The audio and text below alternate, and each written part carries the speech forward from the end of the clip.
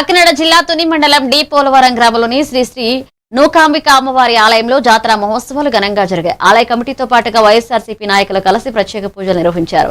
గరగల జాతరలో భక్తులు అమ్మవారికి మొక్కులు చెల్లించగా కొత్త అమావాస్య రోజున దర్శనం చేసుకుని తీర్థ ప్రసాదాలు స్వీకరించారు. గ్రామ ప్రజలు సుభిక్షంగా ఉండాలని ప్రార్థిస్తూ జాతర నిర్వహణకు సహకరించిన వారికి నాయకులు కృతజ్ఞతలు తెలిపారు. అలాగే అడ్వాన్స్ గా అందరికీ కూడా ఉగాది శుభాకాంక్షలు కూడా తెలియజేసుకుంటున్నాను.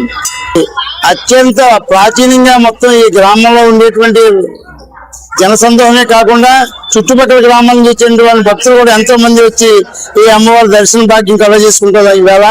కానీ ప్రతి ఒక్కరు కూడా మేము ఆలోచించి ఈ గ్రామం సుభిక్షంగా ఉండాలని అందరికీ పట్టు అన్నం దొరికి ఈ మహాతల్లి ఈ లక్ష్మీదేవి ఈ నూకాంబిక అమ్మవారు ఆ చివరిన దుర్గా క్రమాల్లో మేము ఎప్పుడు జాతరలు నిర్వహించి ఇంకా అత్యంత వైభవంగా చేయడానికి సత్యమని చెప్పేసి ఈ సభాపూర్వకం అందరికీ మేము తెలియజేసుకుంటున్నాం.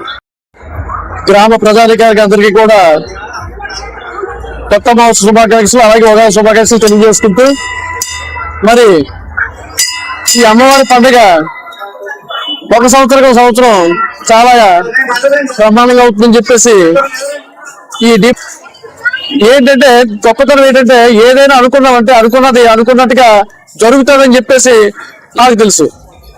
ఎందుకంటే గతంలో నేను ఎంపీటీసీ అయింది ఇక్కడి నుంచే స్టార్ట్ చేశారు. అప్పటి నుంచి కూడా రాజకీయంగా మరి రాను ఈ అమ్మవారు దీపోలవరం గ్రామం ప్రజలందరినీ కూడా ఆశీర్వదించి ఆయురారోగ్యాలతో ఉండాలని చెప్పేసి ఆశిస్తూ నేను సెలవు తీసుకుంటున్నాను.